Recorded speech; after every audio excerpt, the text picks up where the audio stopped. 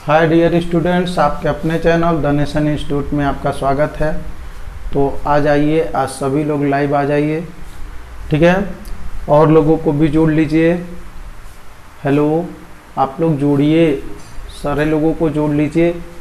Per day class आती रहेगी, और लोगों को भी जोड़िए।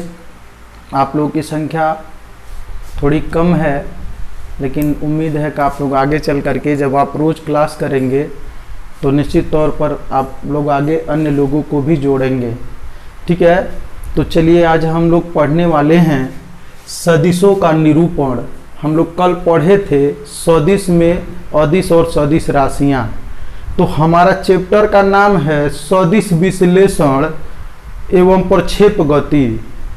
तो इसमें हमको अदिश तो पढ़ना ही नहीं है, लेकिन सदिश के बारे में पढ़ने के पहले हमको अदिश भी पढ़ना था, ताकि ये जान सके कि सदिश क्या होता है और अदिश क्या होता है। तो सदिश अदिश हम पढ़ चुके कल ही। आज हम लोग पढ़ेंगे इसमें सदिश को कैसे निरूपित किया जाता है। सदिश को कैसे निरूपित किया जाता है। आज की क्लास थोड़ा लंबी हो सकती है, मुझे लगता है कि 1 घंटा से ऊपर की क्लास हो सकती है ये। और उम्मीद जल्दी में प्रयास ये रहेगा कि थोड़ा जल्दी ख़त्म हो, लेकिन आप इत्मीनान से देखते रहिए। ये क्लासेज आपकी तब तक चलेंगी जब तक शून्य सदिश नहीं समझा लेंगे, ठीक है। सारी चीज़ समझाएंगे, सारी चीज़ लिखाएंगे। तो कलम और कापी लेके बैठ जाइए, आप नोट भी करते जाइएगा, जिससे आपका नोट्स भी बन जाएगा। और इसके अलावा भी अगर आपको नोट्स चाहिए तो मेरे कॉन्टैक्ट नंबर पर आप मैसेज करिएगा, SMS करिएगा, या आप कमेंट कर दीजिएगा अपना नंबर, तो हम आपको बता देंगे कि नोट्स आप कैसे पाएंगे। फ्री नोट्स है, उसका कोई चार्ज कहीं 1 भी रुपया नहीं लगेगा। चलिए, तो आ जाइए, हम लोग पढ़ते हैं सदिशों का निरूपण।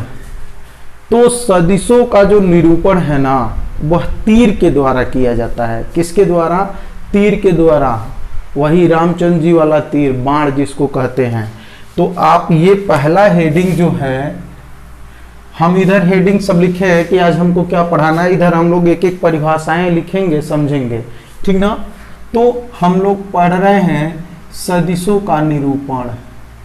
सदिशों का निरूपण। तो देखो भाई, सदिशों का निरूपण कैसे किया जाता है। निरूपण माने कैसे इसको प्रदर्शित किया जाता है, ठीक है। तो यहां पर हम लिखेंगे सदिशों का निरूपण। सदिशों का निरूपण किसके द्वारा किया जाता है? तीर के द्वारा। तीर कोष्टक में बाण भी लिख लीजिएगा, आप लोग को बाण ज्यादा समझ में आता है, ठीक है। सदिशों का निरूपण, यहाँ का भूला गए, का लगा लीजिएगा। सदिशों का निरूपण तीर या बाण द्वारा किया जाता है। या आप ऐसे भी लिख सकते हो, सदिशों को तीर या बाण द्वारा क्या किया जाता है? प्रदर्शित किया जाता है। या सदिशों का निरूपण तीर या बाण द्वारा किया जाता है। अब कहेंगे कि सर, तीर और बाण द्वारा सदिशों का निरूपण हो रहा है, तो कैसे पता चलेगा? देखिए, सदिश में 2 चीज़ें होती हैं। मैं कल सदिश पढ़ाया था, तो ये आप लोग को बताया था कि वे भौतिक राशियां जिनमें दिशा और परिमाण दोनों होता है, उन्हें हम क्या कहते हैं? सदिश राशियां कहते हैं। तो तीर से हम इसलिए प्रदर्शित करते हैं कि जो तीर की लंबाई होती है, यह इसका परिमाण बताती है। तीर की जो लंबाई होती है वह इसका क्या बताती है? परिमाण है। 0, 1, 2, 3, 4, 5, ये क्या बता रही है? परिमाण। और जो इसका नोक होता है, यह क्या बताता है? दिशा बताता है। ये क्या बताता है बहू? ये दिशा बताता है, ठीक है। अब आपको ध्यान दीजिएगा, तो जब तीर से प्रदर्शित करेंगे कोनो सदिश को, तो तीरिया की जो लंबैया होगी वह परिमाण बता देगी, और जो नोकवा होगा, जो दिशा में नोक जाएगा, वह क्या बता देगा? दिशा बता देगा। तो परिमाण भी बता दिया और दिशा भी बता दिया। तो इसी नाते हम किससे प्रदर्शित करते हैं, तीर से प्रदर्शित करते हैं। कोई पूछे कि सदिशों को कैसे निरूपित किया जाता है, कैसे प्रदर्शित किया जाता है, तो कहेंगे कि सदिशों को तीर या बाण के द्वारा प्रदर्शित किया जाता है। तो कहेंगे कि बाण या तीर के द्वारा काहे प्रदर्शित किया जाता है, धनुष के द्वारा काहे नहीं प्रदर्शित किया जाता है। तो कहेंगे देखिए, बाण की जो लंबाई होती है वह सदिश का परिमाण बता देती है, और जो नोक होती है वह यह दिशा बता देती है, किस दिशा में, इसकी दिशा किधर है। तो इस नाते हम तीर का यूज कर लेते हैं, ठीक है। तो और धनुष का यूज करेंगे, तो धनुष का लंबाई मान लीजिए परिमाण बता देगा, तो दिशा कौन बताएगा, कौन और धनुष का दिशा बताएगा वो। या किसी और चीज को मान लीजिए ईटा का प्रयोग कर दें, तो ईटा कैसे बताएगा कि किसी सदिश का परिमाण कितना है, उसकी दिशा कौन और है। कोई भी सामान नहीं बता सकता है, तीर सबसे सटीक बताता है। तीर की जो लंबाई रहेगी वो परिमाण बताएगी, लंबाई ज्यादा तो परिमाण ज्यादा, लंबाई कम तो परिमाण कम। और नोक जो है तीर का वो दिशा बता देगा कि फलाने दिशा में जा रहा है ये, ठीक है। और दिशा जब कह दिए बताने के लिए, तो आप ये भी जान लीजिए, ग्राफ में जब भी दिशा बनाई जाती है तो जो ऊपर वाला हिस्सा होता है यह उत्तर होता है। ये क्या होता है, उत्तर होता है। ऊ से ऊपर, ऊ से उत्तर। तो जब है उत्तर है तो है क्या होगा, दक्षिण होगा, दक्षिण होगा, ठीक है। उत्तर के दाहिने हाथ जो होता है वो पूरब होता है। कभी भी आप उत्तर की ओर मुंह कर लीजिएगा तो जो दाहिने हाथ होगा आपका वो क्या होगा, पूरब होगा। तो ये उत्तर के जो दाहिने है यह पूरब हो जाता है, चाहे पूर्व दिशा हो जाती है, ठीक है। और ये दिशा हो जाती है पश्चिम, ये दिशा हो जाती है पश्चिम, ठीक है। अब कौनो तीर किस दिशा में जा रहा है उसके नोक से हम बता देंगे।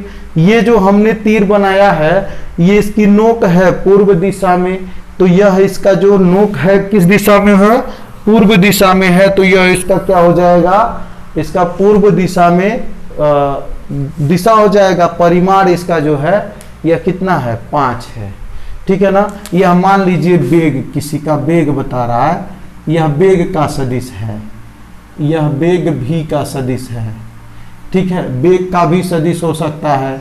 ये मान लीजिए विस्थापन का भी सदिश हो सकता है, ऐसे कोई दे दिया, ठीक है। तो ये 1 2 3 4 5, तो ये 5 होगा। तो ये आपका हो गया किसका सदिश, विस्थापन का सदिश। ये किसका सदिश हो गया, विस्थापन का। तो इसका मतलब क्या है, यहाँ पर जो विस्थापन है वह 5 मात्रक के बराबर है। इसकी लंबाई 5 है तो इसका विस्थापन 5 मात्रक के बराबर है। और इसकी जो दिशा है यह पूर्व और उत्तर के बीच में जा रहा है, तो पूर्वोत्तर दिशा में जा रहा है। किस दिशा में, पूर्वोत्तर दिशा में जा रहा है। तो यहाँ पर हम सबसे पहली चीज क्या करना है, सदिशों का निरूपण हम किसके द्वारा करेंगे, तीर के द्वारा करेंगे। क्योंकि तीर से आसान चीज कोई नहीं है जो बता सके सदिशों को, ठीक है। तो सदिशों का निरूपण तीर द्वारा किया जाता है। और तीरिया की लंबाई जो है, तीर की जो लंबाई है वो क्या बताती है, तीर की लंबाई क्या बताती है, वो तीर की लंबाई सदिश का परिमाण, सदिश का परिमाण तथा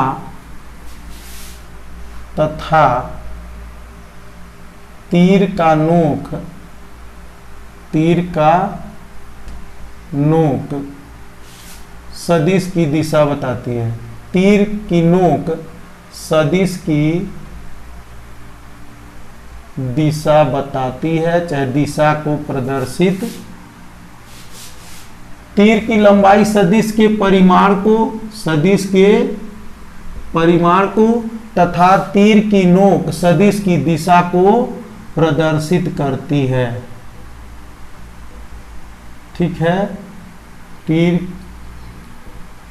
ये हो गया, ठीक है। तो सदिशों का निरूपण किसके द्वारा करते हैं, सदिशों का निरूपण तीर के द्वारा करते हैं। तीर यानी बाण के द्वारा करते हैं।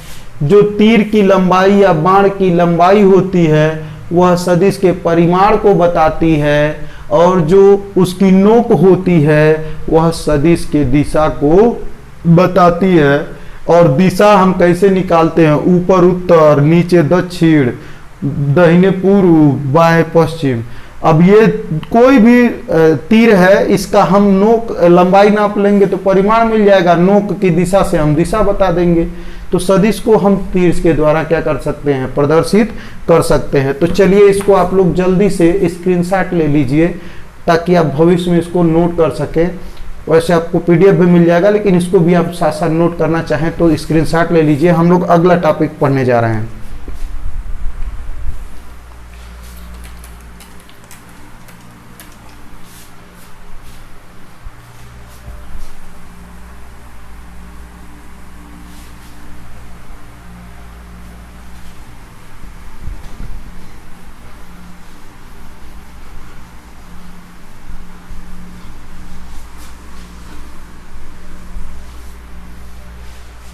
आप लोग जल्दी जल्दी कमेंट करिए, आप लोग कौन कौन से लोग जुड़े हुए हैं, सब लोग अपना नाम अपना गांव कमेंट करिए। कोचिंग के हैं तो नाम बता देंगे, काफ़ी है। कोचिंग के ऑफलाइन कोचिंग नहीं हमसे पढ़ते हैं तो कम से कम अपना नाम गांव लिख दीजिए ताकि हम भी जानें कि हमारे पास कहाँ कहाँ से बच्चे, कितने बच्चे जुड़े हुए हैं। प्लीज़ अपना नाम कमेंट कर दीजिए। चलिए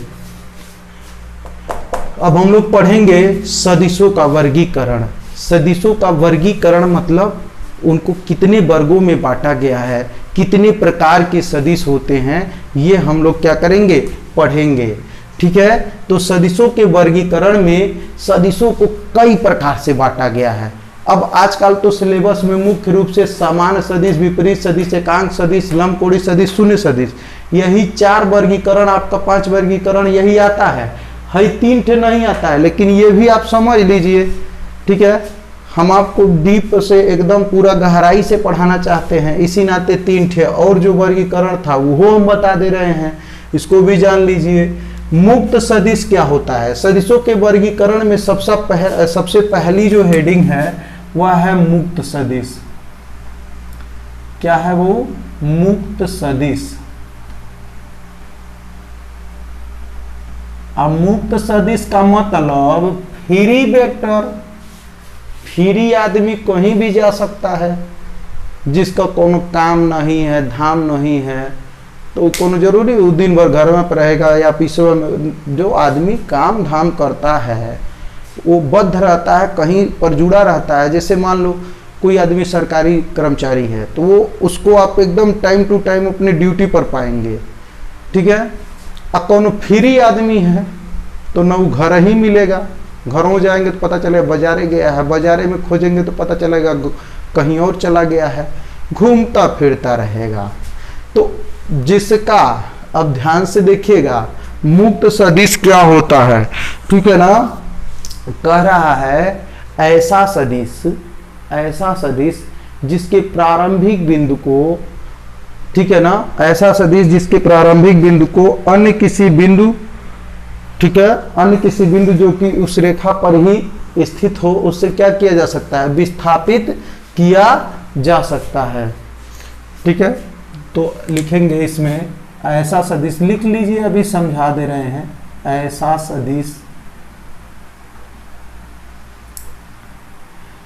जिसके प्रारंभिक सिरे को, प्रारंभिक सिरे को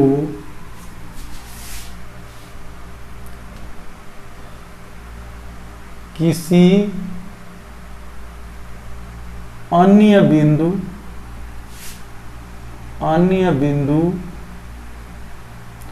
से विस्थापित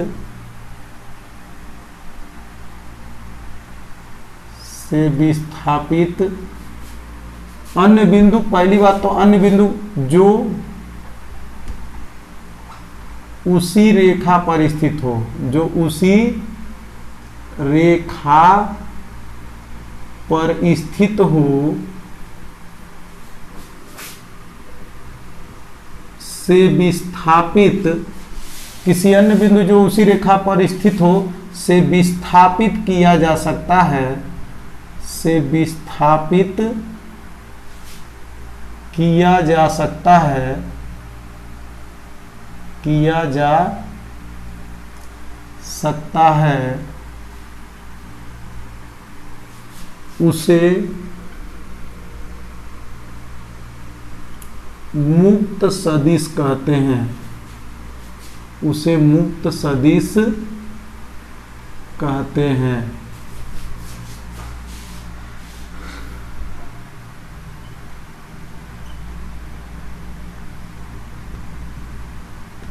फ्री वेक्टर, ठीक है। चलिए अब हम लोग इसको समझते हैं। कह रहा एक ऐसा सदिश जिसके प्रारंभिक सिरे को किसी अन्य बिंदु से जो उसी रेखा पर क्या हो, स्थित हो, से विस्थापित किया जा सकता है, उसे हम क्या कहते हैं, मुक्त सदिश कहते हैं। अब ध्यान से समझिएगा, जैसे मान लीजिए यह एक रेखा है, यह एक रेखा है, ठीक ना। इस रेखा पर एगो वेग सदिश हम ले लेते हैं, एगो वेग सदिश इस पर क्या है, स्थित है। थोड़ा हम दूसरे मार्कर से लिख रहे हैं ताकि आपको पता चले कि यह वेग सदिश इसी पर स्थित है, ठीक है। यह वेग सदिश है, वो क्या है, वेग सदिश है, भी का सदिश है। इसका परिमाण भी हम लिख देते हैं 1 2 3 4 5 है, ठीक ना। इसका स्थित सदिश यह वेग सदिश है। अब इसका प्रारंभिक सिरा तो यही है, इसका प्रारंभिक सिरा जो है यही है ना। इसका प्रारंभिक सिरा उठा करके इस पूरे वेक्टरवा को यहां रख दें, तो यानी इसका प्रारंभिक सिरा यहां से उठा करके हम यहां रख दें, तो ये ऐसे हो जाएगा, ये ऐसे हो जाएगा।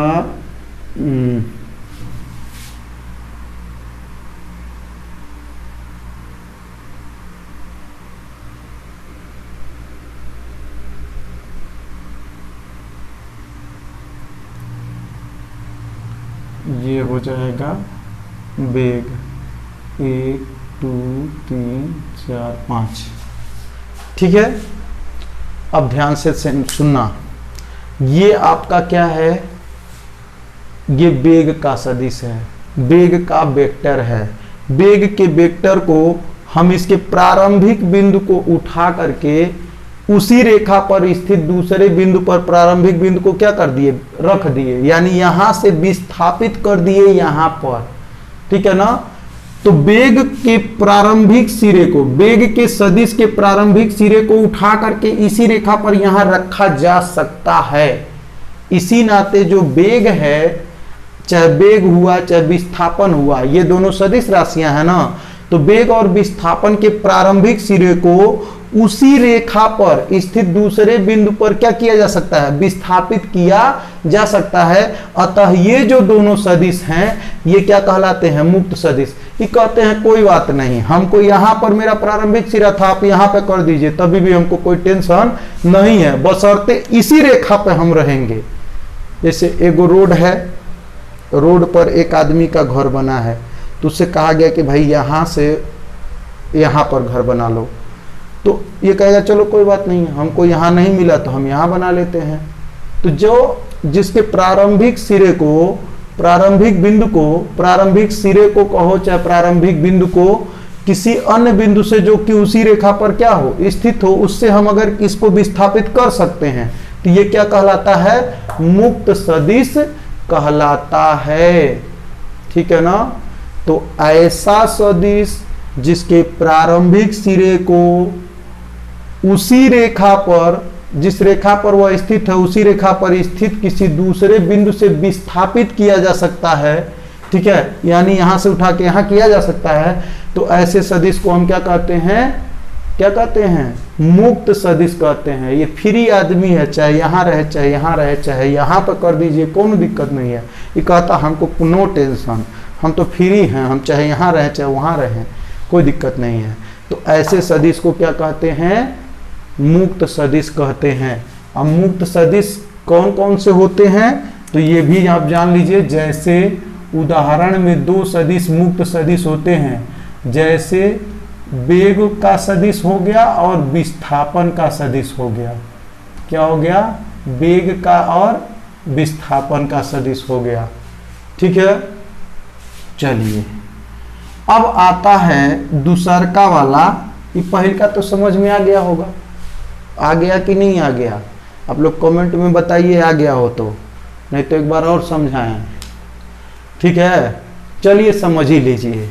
ऐसा सदिश जिसके प्रारंभिक सिरे को उसी रेखा पर स्थित दूसरे बिंदु से क्या किया जा सकता है? विस्थापित किया जा सकता है। उसको हम क्या कहते हैं? मुक्त सदिश कहते हैं। जैसे वेग का सदिश हो गया, विस्थापन का सदिश हो गया, इनको हम एक ही रेखा पर कहीं भी विस्थापित कर सकते हैं। इसके प्रारंभिक सिरे को, इनके मान में और प्रभाव में कोई अंतर नहीं आता है। ठीक है ना?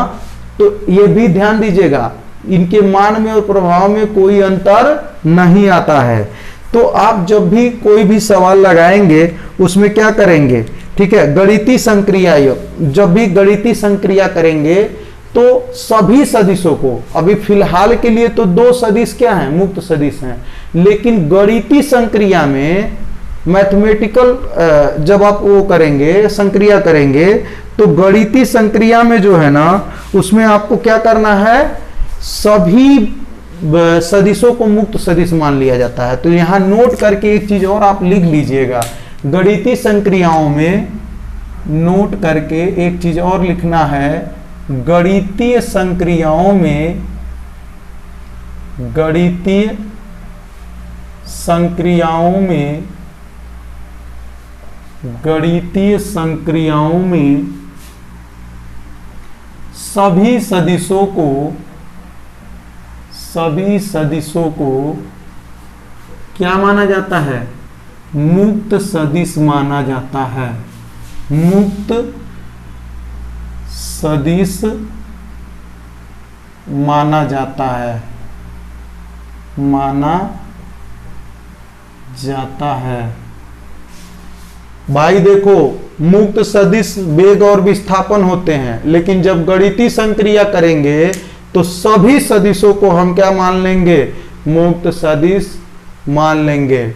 जैसे एक आम आदमी कहे कि चलो तुम्हारा घर यहां से उठा करके वहां कर देते हैं, तो जो मुक्त आदमी रहेगा वो कहेगा यहां रहे चाहे वहां रहे, चलो कर दो, कोई दिक्कत नहीं है, हमारा वहीं कर दो।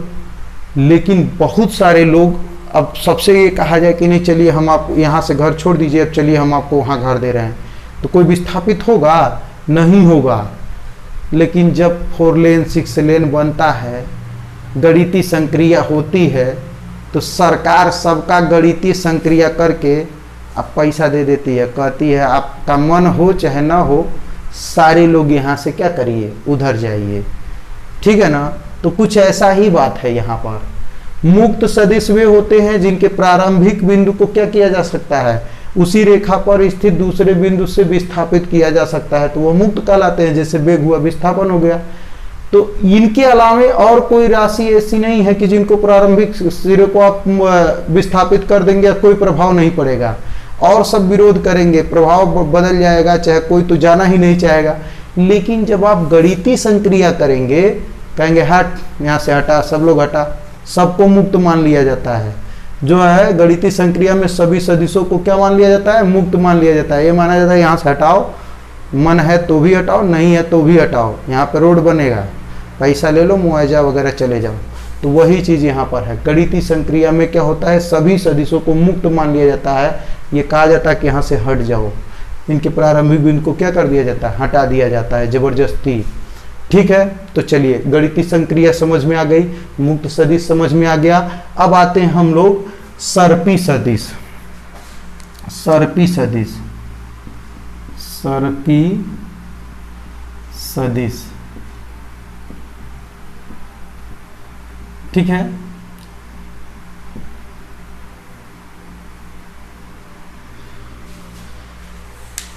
सर्पी सदिश और मुक्त सदिश में कोनो अंतर नहीं है। सर्पी का मतलब जो सांप की तरह रेंग करके विस्थापित हो जाए, ठीक है ना। तो इसमें भी वही परिभाषा लिखेंगे, ऐसा सदिश जिसके प्रारंभिक सिरे को अन्य किसी बिंदु जो उसी रेखा पर स्थित हो क्या किया जा सकता है, से विस्थापित किया जा सकता है, उसे हम सर्पी सदिश कहते हैं। सर्पी सदिश में जब हम विस्थापन करते हैं तो इसका प्रभाव बदल जाता है, इसमें प्रभाव नहीं बदलता है, बस इतने अंतर है। मुक्त सदिश और सर्पी सदिश में अंतर इतना है कि जब मुक्त सदिश के प्रारंभिक सिरे को दूसरे बिंदु पर ले जाया जाता है तो उसका प्रभाव नहीं बदलता है, लेकिन सर्पी सदिश जो होते हैं उनके प्रारंभिक सिरे को आप विस्थापित तो कर सकते हैं उसी रेखा पर, लेकिन इनका प्रभाव क्या हो जाता है, बदल जाता है। तो इसमें लिख लीजिए, जिस ऐसा सदिश, दूसरे कलर से लिख दे रहे हैं, ऐसा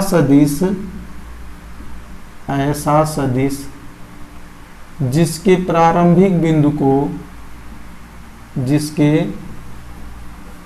प्रारंभिक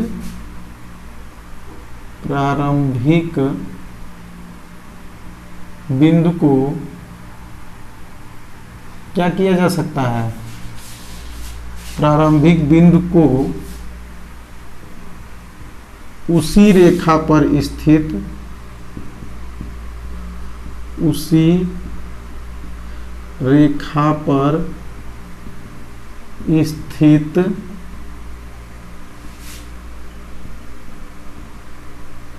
दूसरे किसी बिंदु से,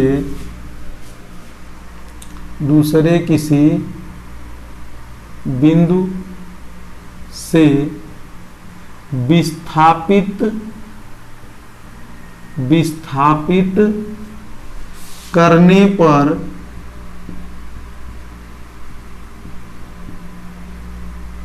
उसका प्रभाव, ऐसा सदिश जिसके प्रारंभिक बिंदु को उसी रेखा पर स्थित दूसरे किसी बिंदु से विस्थापित करने पर उसका प्रभाव क्या हो जाए, बदल जाए, उसका प्रभाव बदल जाए, ऐसा सदिश, तो उसे सर्पी सदिश कहते हैं, उसे सर्पी सदिश कहते हैं, उसे सर्पी सदिश कहते हैं।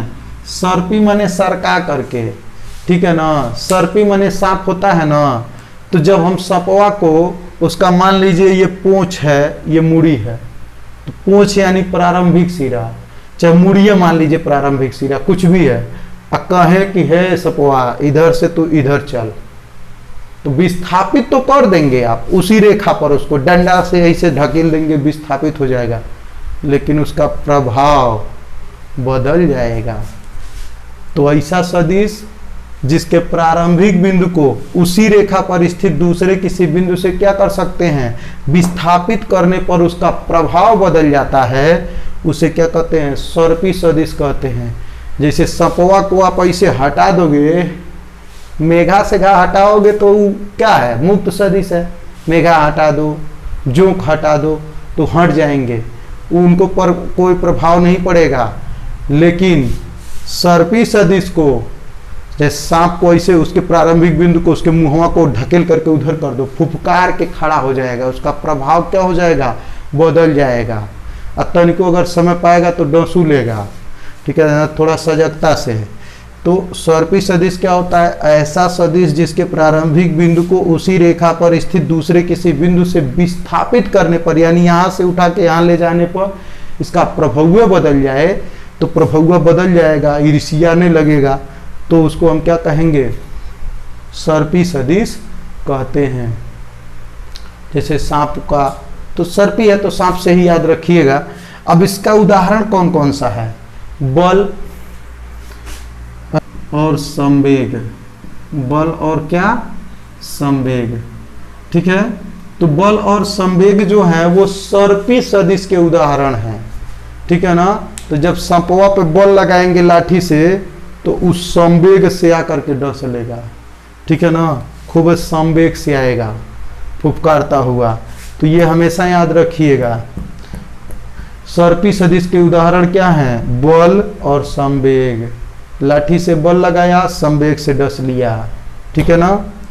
तो तीसरा चलिए हम लोग अब पढ़ते हैं आबद्ध सदिश। आबद्ध सदिश क्या होता है? आबद्ध सदिश,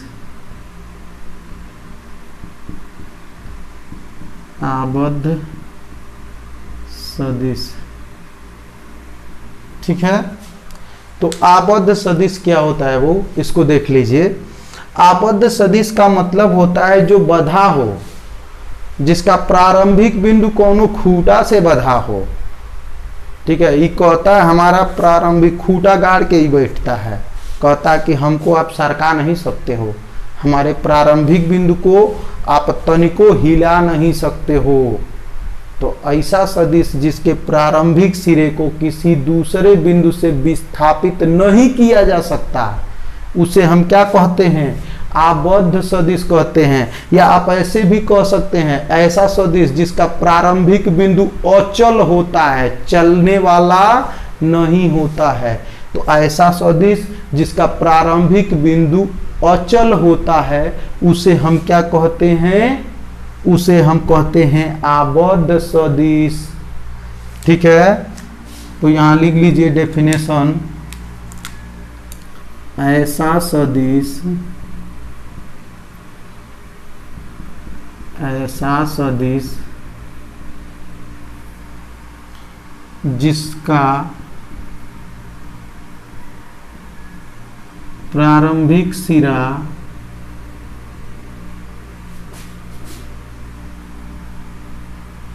ऐसा सदिश जिसका प्रारंभिक सिरा क्या होता है? ऐसा सदिश जिसका प्रारंभिक सिरा अचल होता है। अचल मतलब जो चलने वाला नहीं होता है, अचल होता है, उसे हम क्या कहते हैं? आबद्ध सदिश कहते हैं। उसे आबद्ध सदिश कहते हैं,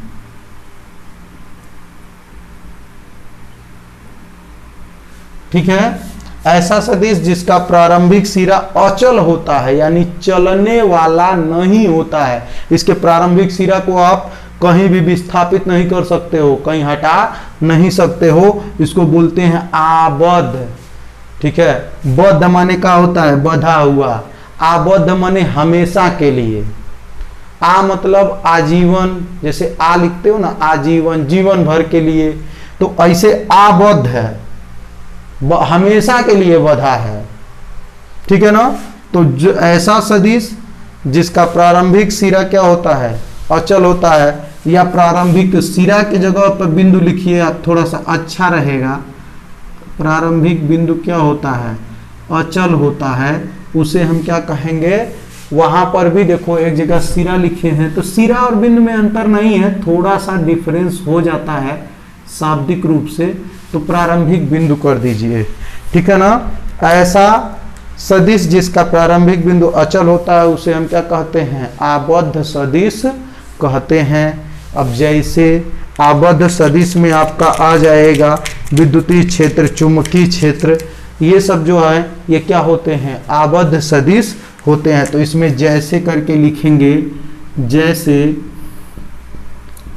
वैद्युतीय क्षेत्र, वैद्युतीय क्षेत्र कामा चुंबकीय क्षेत्र, चुंबकीय क्षेत्र, ठीक है। तो ये दो जो क्षेत्र हैं, वैद्युतीय क्षेत्र और चुंबकीय क्षेत्र, ये जो दोनों सदिश हैं ये आबद्ध सदिश होते हैं, क्योंकि ये वैद्युतीय क्षेत्र भी एक विद्युत आवेश के कारण उत्पन्न होता है। तो जहां विद्युत आवेश रहेगा वहीं पर उसका प्रारंभिक सिरा होगा। चुंबकीय क्षेत्र चुंबक के कारण उत्पन्न होता है, तो जहां चुंबक होता है वहीं से उसका प्रारंभिक सिरा क्या होता है? एकदम फिक्स बंधा हुआ होता है। तो आप सभी लोग इसका स्क्रीनशॉट ले लीजिए।